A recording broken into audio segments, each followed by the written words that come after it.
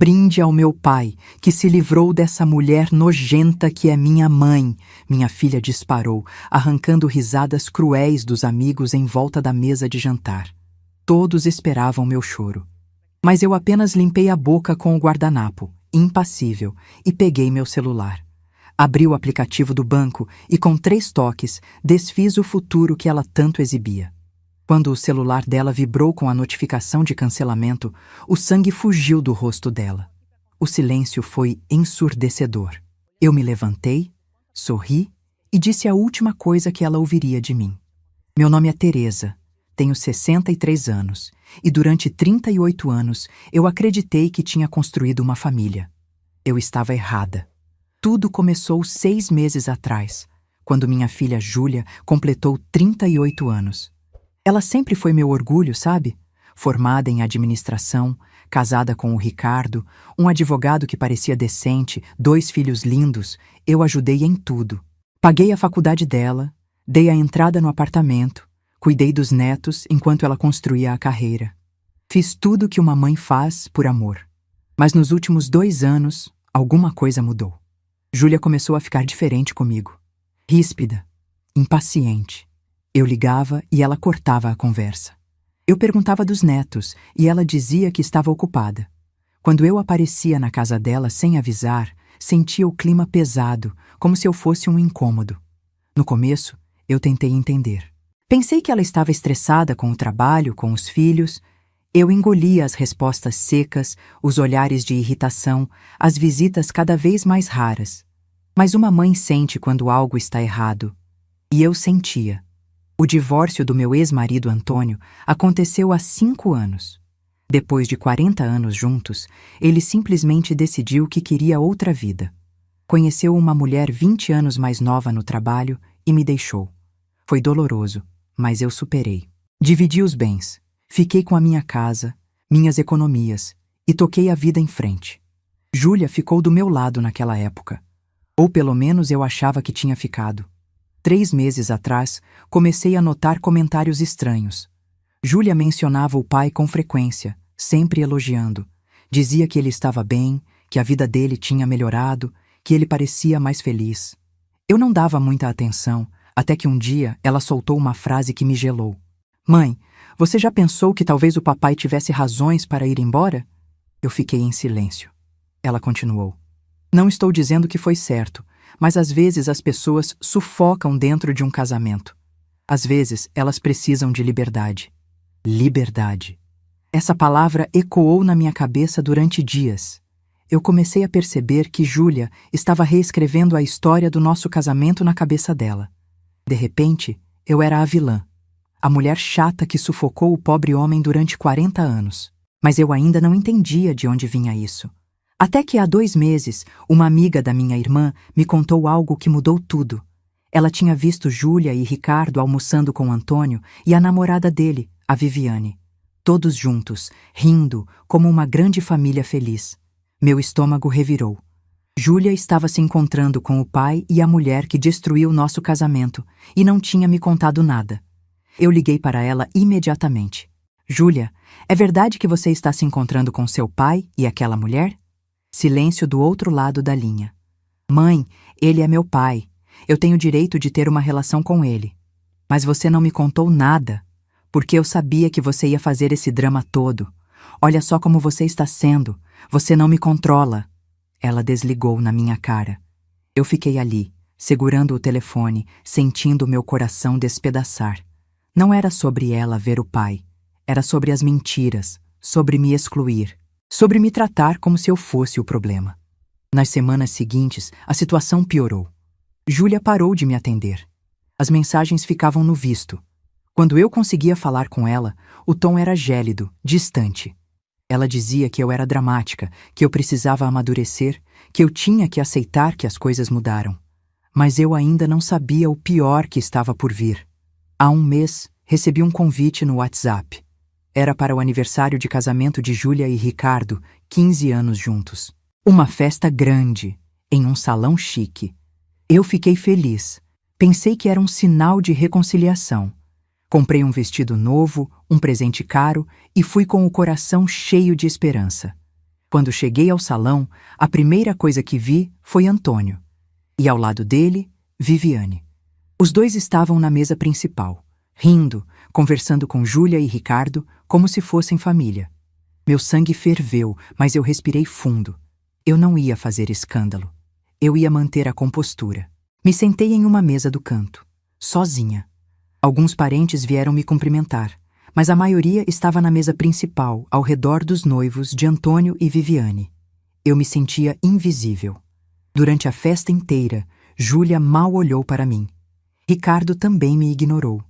Era como se eu fosse uma estranha naquela festa. E então chegou a hora dos discursos.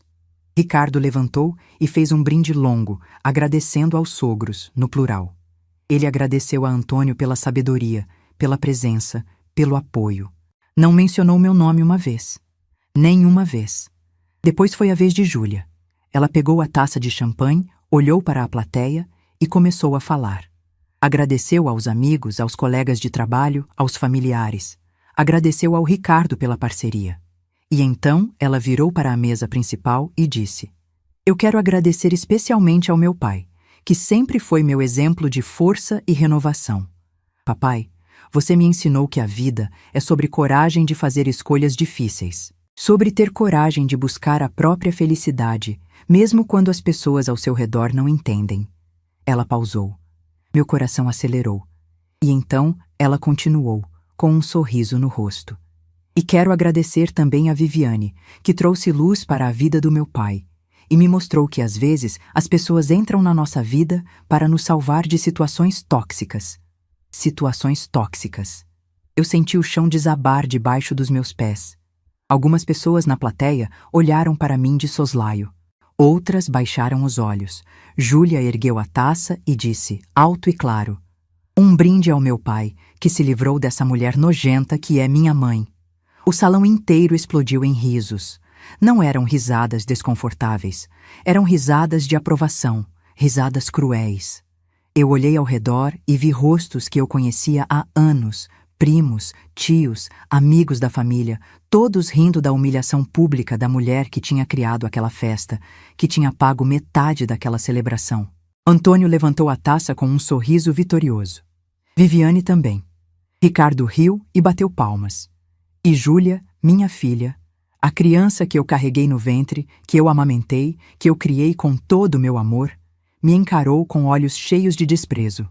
Todos esperavam meu choro. Esperavam que eu saísse correndo, humilhada, destruída. Mas algo dentro de mim se quebrou naquele momento. E quando algo se quebra por completo, às vezes uma nova coisa nasce no lugar. Algo mais frio, mais calculado. Eu não chorei. Limpei a boca calmamente com o guardanapo de tecido. Peguei minha bolsa. Tirei meu celular de dentro dela e com toda a calma do mundo desbloqueei a tela. O salão ainda ria. Júlia ainda me olhava com aquele sorriso cruel nos lábios. Abri o aplicativo do meu banco. Aquele banco onde eu tinha 3 contas. A primeira era minha conta pessoal, com minhas economias de 63 anos de vida. A segunda era uma conta conjunta que eu tinha aberto com Júlia anos atrás, quando ela estava começando a vida, para emergências. Eu depositava dinheiro lá regularmente. E a terceira era uma conta poupança que eu tinha aberto no nome dela quando ela nasceu, e que eu alimentei durante 38 anos. Naquela terceira conta tinha R$ 243 mil. Dinheiro que eu juntei, mês após mês, ano após ano, para garantir que minha filha sempre tivesse um colchão de segurança. Dinheiro que ela sabia que existia. Dinheiro que ela contava para comprar a casa nova que tanto queria. Com 3 toques na tela, eu desfiz a conta poupança e transferi todo o valor para minha conta pessoal. 3 toques. R$ 243 mil. Sumidos. O celular de Júlia vibrou na mesa principal. Ela pegou, olhou a tela e eu vi exatamente o momento em que a notificação do banco apareceu. Conta poupança encerrada. Saldo zerado. O sangue fugiu do rosto dela. O sorriso cruel desapareceu. Ela ficou branca, completamente branca. Olhou para mim com os olhos arregalados, incrédula. O silêncio foi ensurdecedor. Ricardo percebeu que algo estava errado. Antônio também. As risadas começaram a morrer. As pessoas olhavam de mim para Júlia, confusas, sentindo que algo tinha mudado no ar. Eu me levantei. Coloquei o celular de volta na bolsa. Alisando meu vestido, sorri. Um sorriso calmo, sereno, quase maternal. E disse a última coisa que ela ouviria de mim naquela noite. Parabéns pelos 15 anos de casamento, minha filha. Espero que você e seu pai sejam muito felizes juntos, porque comigo vocês não contam mais. Eu virei as costas e saí daquele salão de cabeça erguida, sob o silêncio mais pesado que já senti na vida. Ninguém riu, ninguém disse nada. Só ouviram o som dos meus saltos no chão de mármore, batendo firme a cada passo que eu dava para longe daquela família que não era mais minha. Quando cheguei em casa naquela noite, eu não chorei.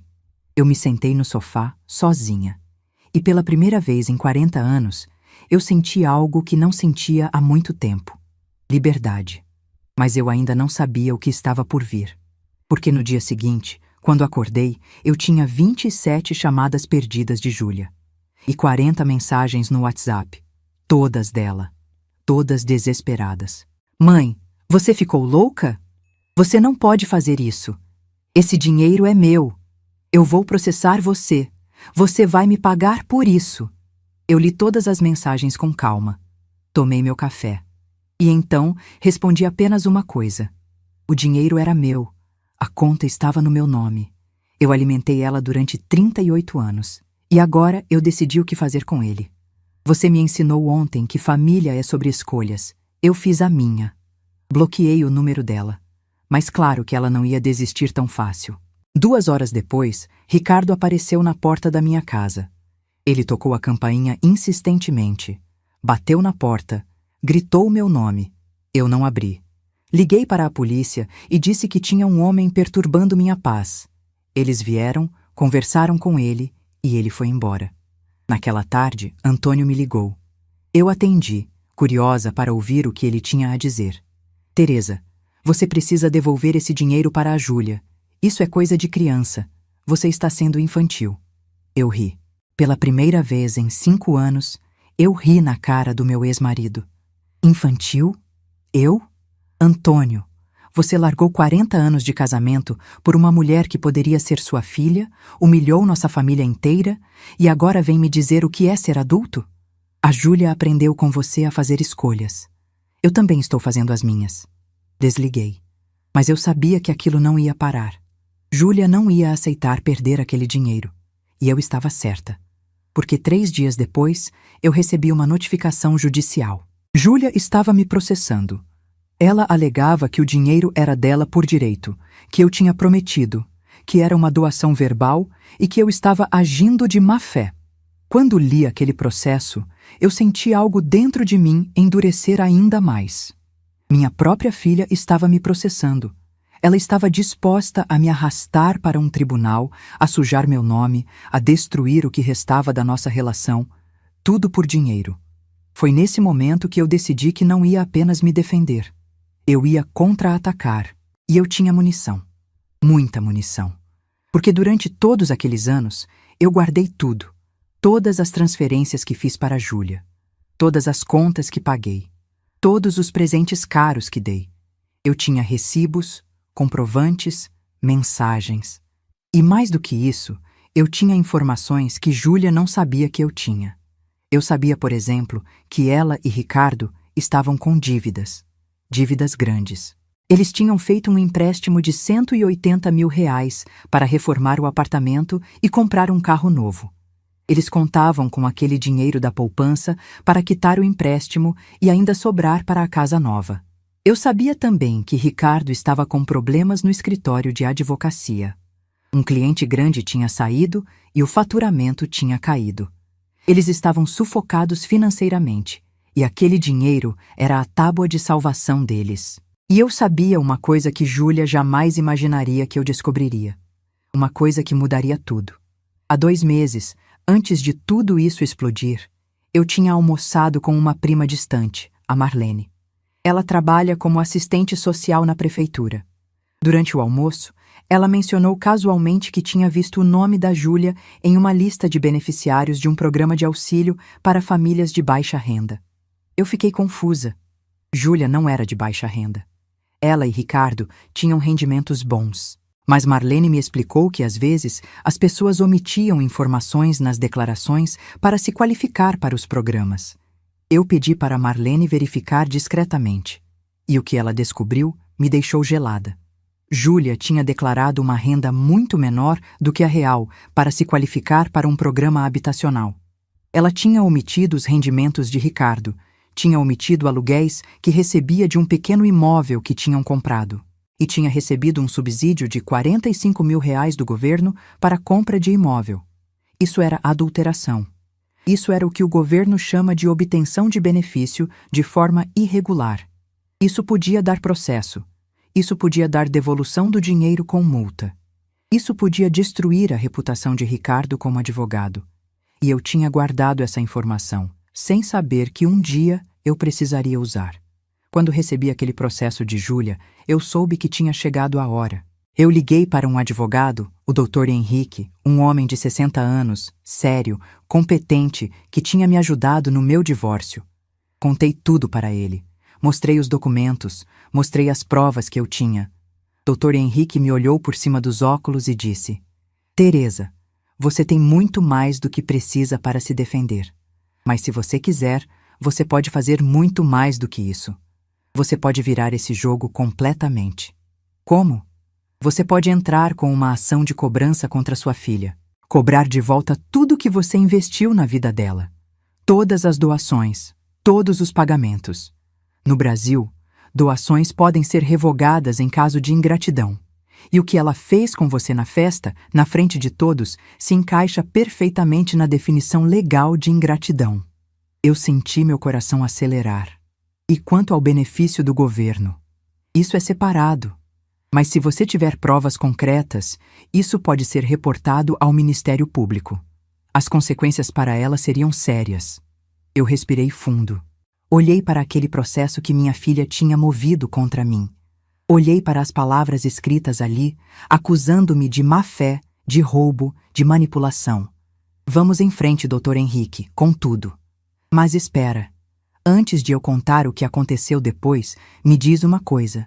Você acha que eu exagerei? Ou você teria feito a mesma coisa no meu lugar? Deixa aqui embaixo, eu quero saber a sua opinião sincera. Nos dias seguintes, Dr. Henrique e eu trabalhamos como uma máquina. Ele me orientou a juntar absolutamente tudo que eu tinha. Cada comprovante, cada recibo, cada transferência bancária. E eu tinha muita coisa. Durante 38 anos, eu fui uma mãe presente. Mais do que presente. Eu fui a rede de segurança de Júlia em cada fase da vida dela. Quando ela quis fazer faculdade em uma universidade particular cara, eu paguei. R$ 68 mil em mensalidades ao longo de 4 anos e meio. Quando ela se formou e quis fazer uma pós-graduação, eu paguei também. Mais R$ 22 mil. Quando ela casou, eu dei a entrada no apartamento. R$ 110 mil. Quando os netos nasceram, eu comprei o enxoval completo, paguei a enfermeira particular, dei o berço importado, o carrinho de luxo. Mais R$ 15 mil. Quando Júlia quis abrir a primeira empresa, uma lojinha de roupas que faliu em 8 meses, eu investi. R$ 30 mil que nunca voltaram. Quando ela e Ricardo quiseram fazer aquela viagem para a Europa para comemorar 10 anos de casados, eu paguei metade. R$ 18 mil. Eu somei tudo. Com juros e correção monetária, o valor total que eu tinha investido na vida de Júlia chegava a R$ 437 mil. R$ 437 mil que eu tinha dado de coração aberto, sem esperar nada em troca. Mas agora, com ela me processando, com ela me chamando de nojenta na frente de todo mundo, esse dinheiro tinha se transformado em uma dívida. Uma dívida legal. Dr. Henrique preparou uma contestação ao processo de Júlia e, junto, uma reconvenção. É um termo jurídico que significa que eu não estava apenas me defendendo, eu estava contra-atacando no mesmo processo. Eu estava cobrando tudo de volta, com base no artigo do Código Civil que permite revogar doações em caso de ingratidão. E ingratidão, segundo a lei, inclui ofensas graves à honra do doador. Chamar a própria mãe de nojenta em público, na frente de dezenas de pessoas, se encaixava perfeitamente. Mas Dr. Henrique foi além. Ele conseguiu juntar testemunhas, pessoas que estavam na festa e que ficaram chocadas com o que Júlia fez. 3 primas minhas aceitaram dar depoimento. Elas descreveram a cena, o tom de voz de Júlia, as risadas, a humilhação pública. Uma delas até tinha gravado um vídeo de 15 segundos, onde dava para ouvir claramente a voz da Júlia dizendo aquelas palavras. Um brinde ao meu pai, que se livrou dessa mulher nojenta que é minha mãe. Quando ouvi aquele vídeo de novo, no escritório do Dr. Henrique, eu senti uma dor física no peito. Mas ao mesmo tempo, eu senti uma clareza absoluta. Não havia volta. Não havia reconciliação possível. O que tinha sido feito não podia ser desfeito. Entreguei a Dr. Henrique também as informações sobre o benefício habitacional que Júlia tinha recebido irregularmente. Ele verificou tudo, cruzou os dados e confirmou. Júlia tinha omitido informações na declaração. Ela tinha se beneficiado de um programa que não era para ela. Teresa, se eu reportar isso ao Ministério Público, as consequências vão ser sérias. Júlia vai ter que devolver os R$45 mil com multa. Pode chegar a R$70 mil no total. E Ricardo, como advogado, pode responder também, porque ele certamente estava envolvido na preparação dos documentos. Faça o que tem que ser feito, doutor. Ele assentiu. Enquanto isso, Júlia continuava me bombardeando. Como eu tinha bloqueado o número dela, ela passou a me mandar e-mails. E-mails longos, raivosos, me acusando de destruir a vida dela, de ser uma mãe horrível, de ser vingativa, de ser cruel. Um dos e-mails dizia: "Você sempre foi assim, mãe, sempre controladora, sempre usando o dinheiro para manipular todo mundo. Você acha que porque pagou as coisas você é dona de mim? Você acha que pode controlar minha vida? Eu cresci, mãe. Eu não preciso mais de você.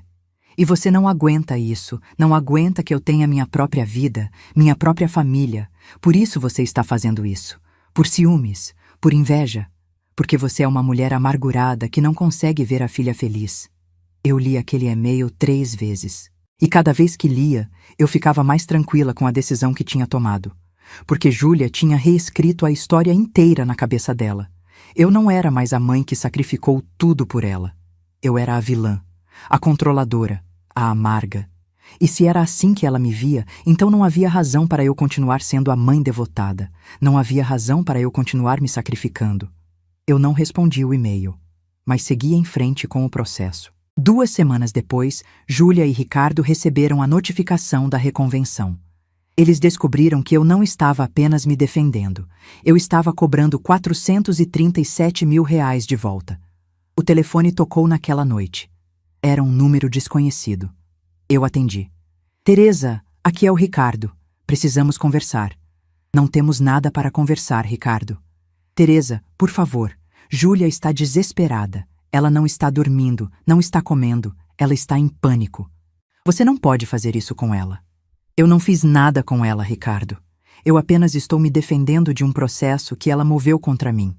"Mas você está cobrando um valor absurdo. R$400 mil. Você sabe que a gente não tem esse dinheiro." "Eu sei exatamente quanto vocês têm, Ricardo. Eu sei das dívidas, eu sei do empréstimo, eu sei de tudo. E não é problema meu. Teresa, pelo amor de Deus, pense nos seus netos. Pense no Pedro e na Laura. Eles vão sofrer com isso. Essa foi a gota d'água. Você está usando meus netos como chantagem emocional, Ricardo? Vocês me humilharam, me chamaram de nojenta, me excluíram da família e agora querem que eu pense nos netos? Onde estavam os netos quando Júlia estava rindo da minha cara na frente de todo mundo?" Silêncio do outro lado. "Deixa eu te falar uma coisa, Ricardo. Eu passei 63 anos da minha vida colocando os outros na frente de mim. Eu coloquei meu marido na frente. Eu coloquei minha filha na frente. Eu sempre fui a última. Sempre fui a que cedia, a que perdoava, a que engolia. E sabe onde isso me levou? Me levou para uma festa onde minha própria filha me chamou de nojenta. Então não. Eu não vou pensar nos netos. Eu não vou pensar em ninguém além de mim mesma, pela primeira vez na vida." Desliguei. Mas eu sabia que Júlia ainda não tinha visto o pior, porque 2 dias depois, a bomba do Ministério Público explodiu. Júlia e Ricardo receberam uma notificação oficial. O Ministério Público tinha aberto uma investigação sobre a obtenção irregular do benefício habitacional. Eles tinham 15 dias para apresentar defesa. E o documento já informava que, confirmada a irregularidade, eles teriam que devolver os R$ 45 mil com multa de 50%. R$ 72 mil. Júlia me ligou desesperada daquele número desconhecido. Eu atendi só para ouvir. Mãe, foi você que fez isso. Você está destruindo minha vida. Júlia, eu não fiz nada além de reportar uma irregularidade que eu descobri. Se você e Ricardo fizeram algo errado, vocês vão ter que responder por isso. Você é uma víbora. Você é um monstro. Eu nunca devia ter nascido de você. Talvez não, Júlia. Talvez você devesse ter nascido da Viviane, já que você a admira tanto. Eu desliguei. Naquela noite, eu dormi melhor do que tinha dormido em meses. Porque pela primeira vez, eu não estava carregando o peso da culpa. Eu não estava me perguntando se tinha sido uma boa mãe. Eu sabia que tinha sido. E eu sabia que nada que eu fizesse seria suficiente para uma filha que tinha me transformado em vilã na cabeça dela. Mas Júlia ainda tinha uma carta na manga. Uma carta que eu não esperava. Porque 3 dias depois, eu recebi uma ligação do meu filho, o Marcelo. Marcelo é meu filho mais velho. 3 anos mais velho que Júlia. Ele mora em Curitiba, é casado, tem uma filha pequena. Nós sempre tivemos uma relação boa, mas distante. Ele sempre foi mais reservado, mais independente. Depois que ele se mudou para Curitiba há 10 anos, a gente se fala pouco. Algumas ligações, algumas mensagens, visitas esporádicas. Mãe, a Júlia me ligou. Ela me contou tudo o que está acontecendo. Eu respirei fundo. E o que ela te contou, Marcelo? Que você tirou o dinheiro dela, que você está processando ela, que você denunciou ela para o governo. E você acredita na versão dela? Silêncio. Mãe, eu não sei em quem acreditar, mas eu sei que isso está destruindo a família. Eu sei que o papai está sofrendo com isso. Eu sei que a Júlia está desesperada. O seu pai está sofrendo? Marcelo, seu pai me traiu e me largou há 5 anos. Ele não sofre com nada, a não ser com o próprio ego. Mãe, independente do que aconteceu entre você e o papai, a Júlia é sua filha. Você não pode fazer isso com ela. Marcelo, você estava na festa? Não, eu não pude ir. Então você não viu o que ela fez comigo. Você não ouviu o que ela disse. Você não viu a humilhação pública que eu passei. Mãe, mas processar a própria filha? Cobrar R$ 400 mil? Isso não está certo. Eu senti meu coração apertar, porque ali estava meu filho, meu primogênito, tomando o lado da irmã, sem nem conhecer toda a história, sem nem tentar entender o meu lado. Marcelo, eu vou te mandar o vídeo. Eu vou te mandar as provas. E depois que você ver tudo, você me liga de volta e a gente conversa. Mas não venha me julgar sem saber da história completa. Eu desliguei. Mandei o vídeo para ele. Mandei os prints das mensagens agressivas de Júlia. Mandei os e-mails. Mandei tudo. Ele não me ligou de volta. E foi nesse momento que eu percebi que Júlia estava fazendo o que manipuladores sempre fazem. Ela estava virando a família inteira contra mim. Ela estava se colocando como a vítima. E muita gente estava comprando essa história. Mas eu tinha algo que Júlia não esperava que eu tivesse. Eu tinha uma aliada. Uma pessoa que conhecia a verdade. Uma pessoa que tinha testemunhado tudo de perto durante anos. Minha irmã, Sônia. Sônia é 4 anos mais nova que eu. Nós sempre fomos próximas, mas nos últimos anos, com a correria da vida, nós tínhamos nos afastado um pouco. Ela mora em São José dos Campos, a 1 hora de distância de mim. Nós nos falávamos por WhatsApp, mas nos víamos pouco. Quando tudo explodiu, eu liguei para ela. Contei tudo, mandei o vídeo. E Sônia ficou em choque absoluto. Teresa, eu não acredito que a Júlia fez isso. Eu não acredito que ela foi capaz. Eu também não acreditava, Sônia. Mas foi. E o Antônio estava lá, rindo? Estava. E a Viviane também. Sônia ficou em silêncio por um momento. Você sabe o que eu acho, Teresa? Eu acho que o Antônio está por trás disso. Como assim? Pensa comigo. A Júlia sempre foi próxima de você. E de repente, nos últimos 2 anos, ela muda completamente. Ela começa a te tratar mal, a te excluir, a se aproximar do pai.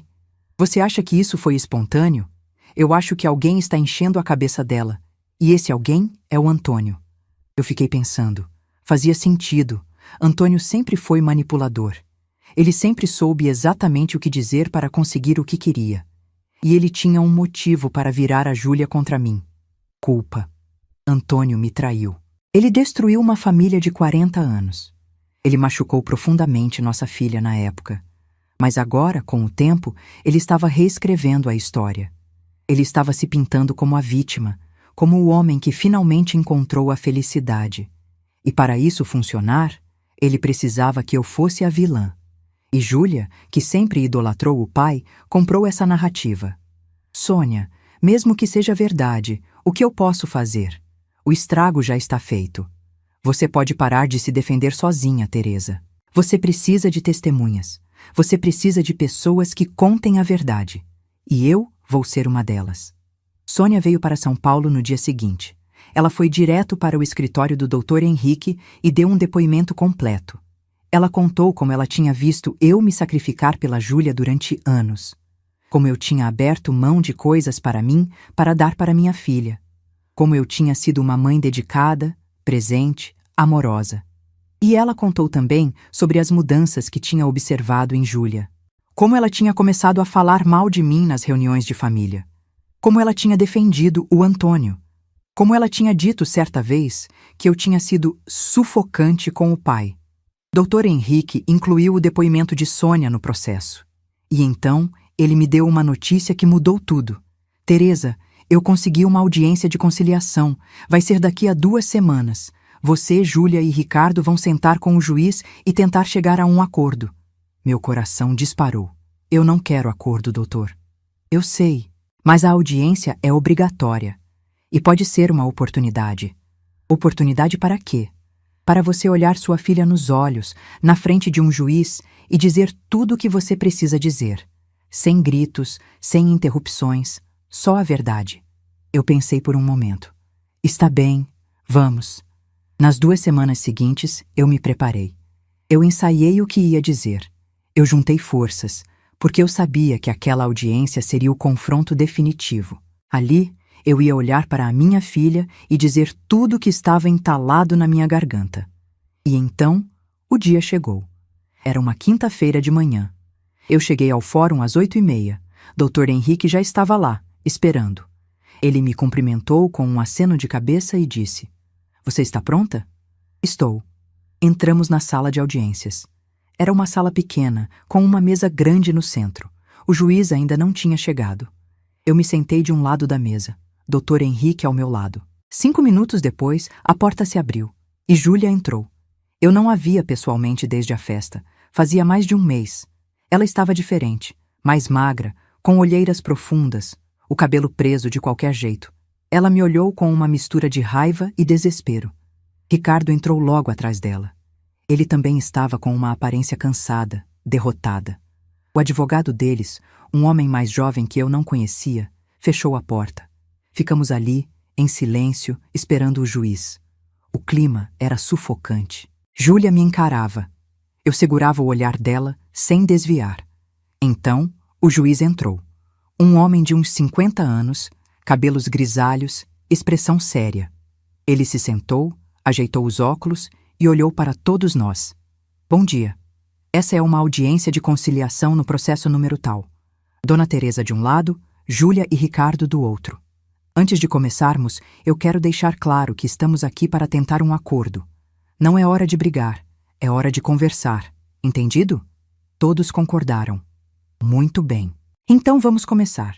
Dona Júlia, a senhora moveu um processo contra sua mãe, alegando que ela retirou indevidamente um valor de uma conta poupança. Dona Teresa, a senhora contestou e moveu uma reconvenção, cobrando de volta doações feitas à sua filha. Alguém quer começar? Júlia levantou a mão imediatamente. Eu quero. Meritíssimo. Eu quero dizer que minha mãe está fazendo isso por vingança. Ela não aceita que eu tenha uma relação com meu pai. Ela não aceita que eu seja feliz. E por isso, ela está tentando me destruir financeiramente. O juiz olhou para mim. Dona Teresa, O que a senhora tem a dizer? Eu respirei fundo. Era a minha hora. Meritíssimo, eu vou ser bem direta. Eu passei 38 anos da minha vida sendo mãe da Júlia. Eu paguei a faculdade dela. Eu dei a entrada no apartamento dela. Eu cuidei dos netos dela. Eu investi R$ 437 mil na vida dela. E eu fiz tudo isso de coração aberto, sem cobrar nada. Mas há um mês, no aniversário de casamento dela, ela me humilhou publicamente. Ela me chamou de nojenta na frente de dezenas de pessoas. Ela riu da minha cara. E depois disso, ela me processou. Ela me acusou de roubo. Ela me mandou e-mails me xingando, me chamando de controladora, de amarga. E agora ela quer que eu acredite que eu sou a vilã dessa história? Júlia explodiu. Por que você é? Você sempre foi. Você usou o dinheiro para me controlar a vida inteira. O juiz bateu na mesa. Silêncio! Ninguém vai gritar aqui. Dona Júlia, a senhora terá sua vez de falar. Agora é a vez de sua mãe. Eu continuei, com a voz firme. Meritíssimo, eu nunca usei dinheiro para controlar minha filha. Eu dei o dinheiro porque eu a amava. Porque eu queria que ela tivesse oportunidades que eu não tive. Mas ela transformou esse amor em controle na cabeça dela. Ela transformou cada sacrifício que eu fiz em manipulação. E eu não aceito isso. O juiz olhou para Júlia. Dona Júlia, a senhora tem provas de que sua mãe usava o dinheiro para controlá-la? Júlia hesitou. Ela sempre deixava claro que tinha me ajudado. Sempre jogava na minha cara. Eu nunca joguei nada na sua cara, Júlia. Eu disse sentindo a raiva subir. Eu nunca cobrei nada de você. Não precisava cobrar com palavras, mãe. Você cobrava com atitudes, com aquele olhar de decepção quando eu não fazia o que você queria. Eu ri. Uma risada amarga. Júlia, você está reescrevendo a história inteira para se encaixar na vítima, porque é mais fácil me transformar em vilã do que admitir que você se tornou uma pessoa cruel. O advogado de Júlia interveio. Meritíssimo, a questão aqui não é quem foi cruel ou não. A questão é que Dona Teresa retirou um valor que estava destinado à sua filha. Um valor que foi acumulado ao longo de 38 anos com a promessa de que seria da Júlia. Dr. Henrique respondeu imediatamente. A conta estava no nome da Dona Teresa. Ela era a única titular. Ela podia fazer o que quisesse com o dinheiro. E mais, ela só tomou essa decisão depois de ser humilhada publicamente pela filha. É uma reação legítima. O juiz olhou para os documentos. Eu tenho aqui um vídeo da festa onde Dona Júlia faz um brinde. Eu vou reproduzir. Meu coração acelerou. O juiz apertou play no notebook e a voz de Júlia ecoou na sala. Um brinde ao meu pai que se livrou dessa mulher nojenta que é minha mãe. O som das risadas preencheu o silêncio. Júlia baixou a cabeça. Ricardo colocou a mão no rosto. O juiz pausou o vídeo. Dona Júlia, a senhora confirma que essas são suas palavras? Júlia não respondeu. Dona Júlia, eu perguntei se a senhora confirma. Eu confirmo, ela disse baixinho. E a senhora consegue entender por que sua mãe se sentiu ofendida? Júlia olhou para mim com raiva. Eu estava com raiva. Eu falei sem pensar. Sem pensar? Eu disse, sentindo as lágrimas chegarem. Júlia, você ensaiou aquilo. Você preparou aquele brinde. Você olhou para mim e disse aquelas palavras com toda a intenção de me machucar. Não venha dizer que foi sem pensar. Júlia começou a chorar. Você não entende, mãe. Você não entende o que eu passei. Você não entende como foi crescer com você me sufocando, me controlando, me fazendo sentir que eu nunca era boa o suficiente. Eu nunca fiz isso! Eu gritei, perdendo a compostura. Eu sempre te apoiei, eu sempre te amei, e você transformou tudo isso em algo horrível na sua cabeça porque seu pai te convenceu disso. O juiz bateu na mesa de novo. Silêncio, as duas. Eu respirei fundo, tentando me controlar. As lágrimas desciam pelo meu rosto, mas eu não me importava. O juiz olhou para Júlia. Dona Júlia, eu vou ser franco com a senhora. O que a senhora fez foi grave. Humilhar a própria mãe publicamente é algo que a lei brasileira considera como ingratidão. E ingratidão é motivo legal para a revogação de doações. Sua mãe tem base legal para cobrar de volta tudo que ela investiu na sua vida. Júlia soluçou. Mas eu não tenho esse dinheiro. Eu não tenho 400 mil reais. E eu não tenho mais dignidade, Júlia. Eu disse com a voz quebrada. Você me tirou isso na frente de todo mundo, então a gente está quites. O juiz suspirou. Eu vou propor um acordo. Dona Teresa devolve metade do valor da poupança para Dona Júlia. 120 mil reais. E, em troca, Dona Júlia desiste do processo e se compromete a pagar, de forma parcelada, 200 mil reais para a mãe, referente às doações. Eu olhei para Dr. Henrique. Ele murmurou. É um acordo razoável. Você recebe parte do que investiu e ela desiste de te processar. Eu olhei para Júlia. Ela estava arrasada, chorando, tremendo. Parte de mim, a parte que ainda era mãe, quis ceder. Quis aceitar o acordo, perdoar, seguir em frente, mas então eu lembrei da risada dela, do olhar de desprezo, das palavras cruéis, e eu lembrei que ela não tinha pedido desculpas. Nem uma vez. Não, eu disse. O juiz olhou para mim surpreso. Como não? Eu não aceito o acordo. Dona Teresa, a senhora está abrindo mão de receber 120 mil reais. Eu sei, mas eu também não vou devolver nada para ela. E eu vou continuar com a reconvenção. Eu quero que isso vá a julgamento. Júlia me olhou com desespero.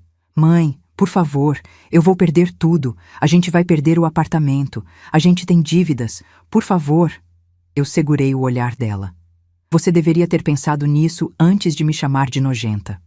E eu me levantei e saí da sala. Nas semanas seguintes, a guerra se intensificou. Júlia e Ricardo ficaram desesperados. Eles sabiam que se o processo fosse a julgamento, eles podiam perder. E mais do que isso, eles tinham agora a investigação do Ministério Público sobre o benefício habitacional. E foi aí que eles começaram a jogar sujo. Muito sujo.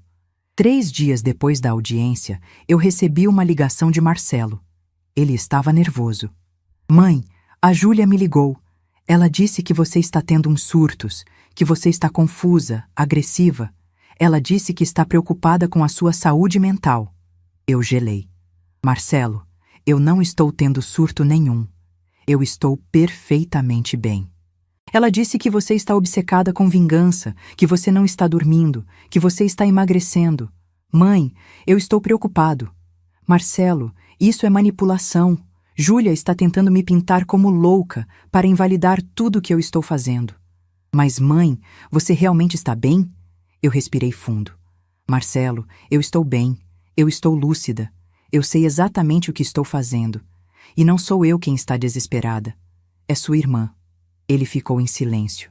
Mãe, eu não sei mais o que pensar. Essa situação está me deixando louco. Então não pense. Fica neutro, mas não deixa a Júlia te manipular. Ele desligou sem se despedir. Mas a estratégia de Júlia não parou por aí. 2 dias depois, eu descobri que ela tinha ido até o prédio onde eu moro e tinha conversado com a síndica. Ela disse que estava preocupada comigo, que eu estava sozinha, que eu podia estar com problemas de saúde. A síndica, Dona Marlene, me ligou para perguntar se eu estava bem. Eu expliquei toda a situação. Dona Marlene ficou indignada. Que absurdo, Teresa. Sua filha está tentando te desacreditar. Isso é muito sério. Eu sei, Marlene, e eu vou me proteger. Liguei para o Dr. Henrique e contei tudo. Ele ficou preocupado. Teresa, isso é uma tática comum em processos familiares. Tentar desacreditar o outro lado, alegando problemas mentais. Você precisa se blindar. Eu recomendo que você faça uma avaliação psicológica completa, com um psiquiatra renomado, para ter um laudo que prove que você está mentalmente sã. No dia seguinte, eu procurei uma psiquiatra, a doutora Fernanda. Expliquei toda a situação. Ela fez uma avaliação completa comigo. Testes, entrevistas, análises. E no final, ela emitiu um laudo. Paciente apresenta plena capacidade cognitiva, emocional e mental. Não há sinais de transtornos psicológicos, demências ou qualquer comprometimento que possa afetar seu discernimento. Paciente demonstra estar em processo de luto familiar e tomada de decisões racionais em resposta a conflito interpessoal. Entreguei o laudo para Dr. Henrique. Ele sorriu. Perfeito. Agora eles não têm como te atacar por esse lado. Mas Júlia ainda tinha outra carta. E essa foi a mais cruel de todas. Uma semana depois, eu recebi uma notificação. Júlia estava entrando com um pedido de interdição parcial contra mim. Ela alegava que eu estava em estado de vulnerabilidade emocional, que eu estava tomando decisões irracionais, prejudicando meu próprio patrimônio e bem-estar, e que ela, como filha, precisava me proteger. Quando li aquilo, eu senti uma mistura de raiva e incredulidade. Júlia estava tentando me tirar o controle da minha própria vida. Ela estava tentando me declarar incapaz. Dr. Henrique ficou furioso. Isso é absurdo. Isso é abusivo. Mas não se preocupe, Teresa. Nós temos o laudo psiquiátrico. Nós vamos derrubar isso facilmente. Mas o dano emocional já estava feito. Júlia tinha cruzado uma linha que não tinha volta. Ela estava disposta a me destruir completamente para conseguir o que queria. E foi nesse momento que eu decidi usar minha arma final, a opção nuclear que eu tinha guardado. Eu liguei para Dr. Henrique. Doutor, eu quero que você reporte formalmente ao Ministério Público e à Receita Federal todas as informações que eu tenho sobre Júlia e Ricardo. O benefício habitacional irregular, as omissões de renda, tudo. Teresa, você tem certeza? Isso vai ter consequências pesadas para eles. Eu tenho certeza. Eles me acusaram de ser louca. Eles tentaram me interditar. Eu não tenho mais piedade. Dr. Henrique fez o que eu pedi. Ele enviou um dossiê completo para o Ministério Público. Documentos, declarações, provas, tudo. Uma semana depois, Júlia e Ricardo receberam uma notificação oficial. O Ministério Público tinha concluído a investigação. Estava confirmado que eles tinham obtido o benefício habitacional de forma irregular. Eles teriam que devolver os R$ 45 mil com multa de 50%, total de R$ 67 mil. E mais, Ricardo estava sendo investigado por participação no crime, o que podia afetar sua licença de advogado.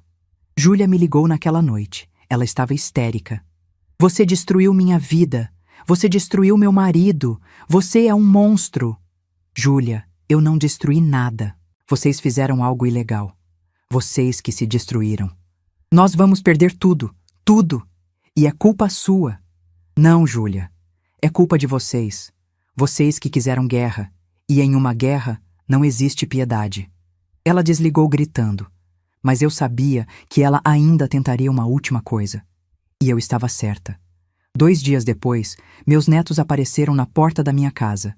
Pedro, de 12 anos, e Laura, de 9. Eles estavam com os olhos vermelhos, chorando. Meu coração apertou. Eu abri a porta. Vovó, por favor, para com isso. Pedro disse com a voz embargada. A mamãe está chorando todo dia. O papai está desesperado. Por favor, vovó, perdoa a mamãe. Eu senti as lágrimas virem, porque aquilo era a coisa mais cruel que Júlia podia fazer, usar meus netos como arma emocional. Eu me abaixei e olhei para eles. Pedro, Laura, eu amo vocês. Mais do que tudo nesse mundo, mas o que está acontecendo é entre mim e a mamãe de vocês. E não tem nada que vocês possam fazer para mudar isso. Mas, vovó, a mamãe disse que você está sendo má, Laura chorou. Ela disse que você quer ver a gente na rua. Eu senti uma raiva profunda. Júlia estava manipulando as crianças, colocando palavras horríveis na boca delas. Laura, eu nunca quero ver vocês na rua, mas a mamãe de vocês tomou decisões ruins, e agora ela está pagando por isso. Não sou eu quem está fazendo isso com ela, é ela mesma. Eu abracei os dois. Eles choraram no meu colo. E então eu chamei um Uber e mandei eles de volta para casa. Quando fechei a porta, eu desabei. Eu chorei. Eu gritei. Porque usar os netos contra mim era baixo demais. Era cruel demais. Mas mesmo assim, eu não voltei atrás. Porque eu sabia que se eu cedesse agora, Júlia ia aprender que podia me manipular para sempre. Que podia me machucar e depois usar os netos como escudo. E eu não ia permitir isso. Então eu segui em frente. E 3 semanas depois, chegou o dia do julgamento final. O julgamento foi marcado para uma terça-feira de manhã. Eu cheguei ao fórum às 8 horas. Dr. Henrique já estava lá, com uma pasta enorme cheia de documentos. Você está pronta, Teresa? Estou. Entramos na sala. Júlia e Ricardo já estavam lá, com o advogado deles.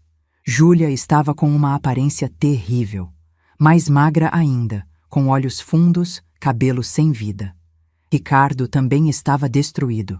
Quando o juiz entrou, todos se levantaram. O julgamento durou 4 horas. Foi exaustivo.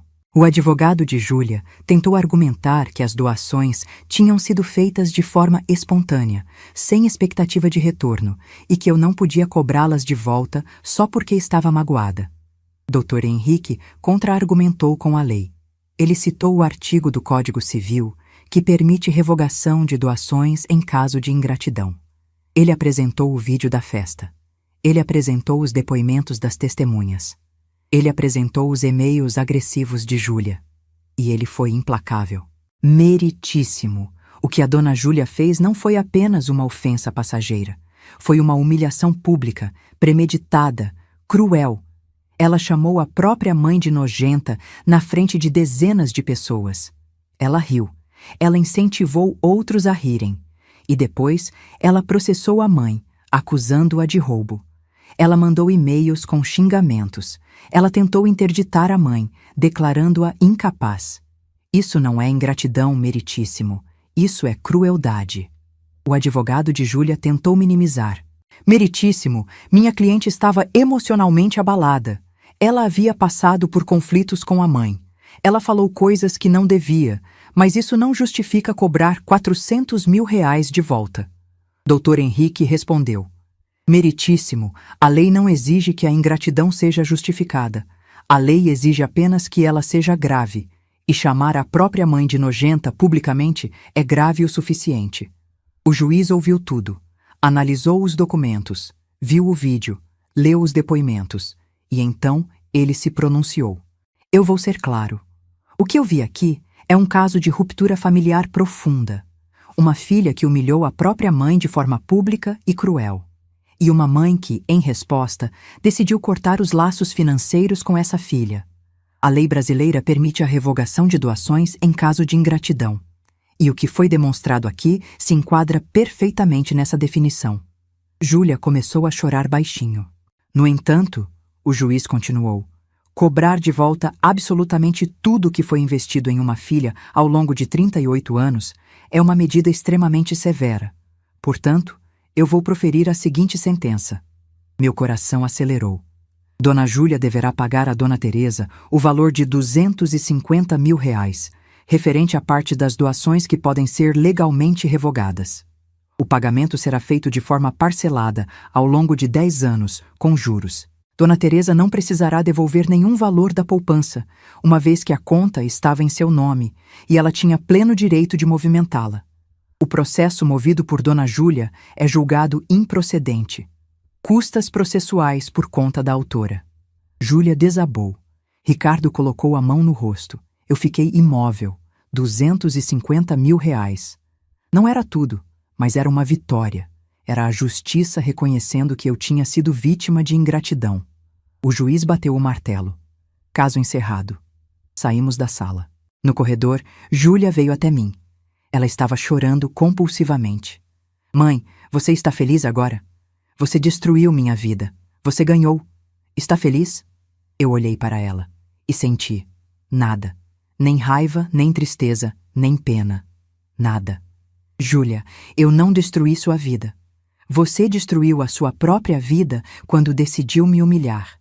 E agora você vai pagar por isso. Literalmente. Ela me olhou com ódio puro. Eu nunca vou te perdoar por isso. Nunca.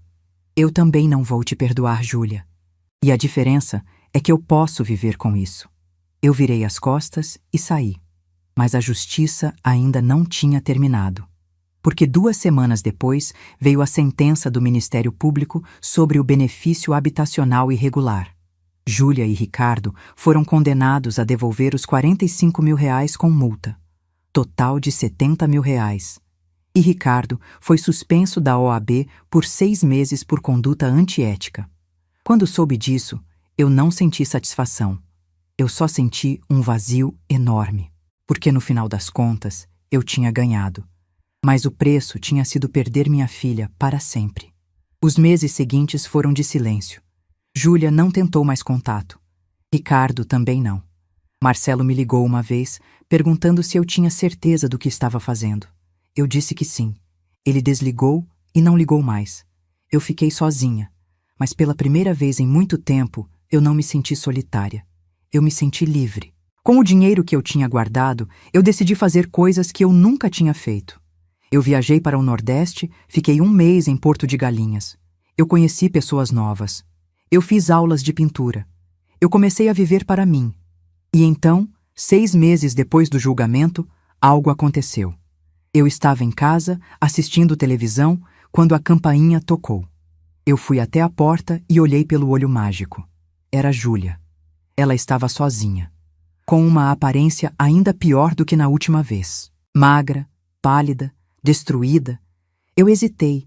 Parte de mim queria abrir a porta, parte de mim queria deixá-la ali fora. Eu abri. Júlia me olhou. E pela primeira vez em muito tempo, eu vi lágrimas genuínas nos olhos dela. Não lágrimas de raiva, lágrimas de dor. Mãe, eu posso entrar? Eu dei um passo para o lado. Ela entrou. Ficamos ali, em pé, na sala, em silêncio. Mãe, eu perdi tudo, ela disse com a voz quebrada.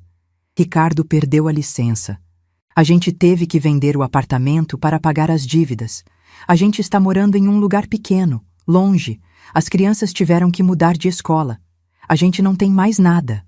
Eu não disse nada. E eu sei que a culpa é minha.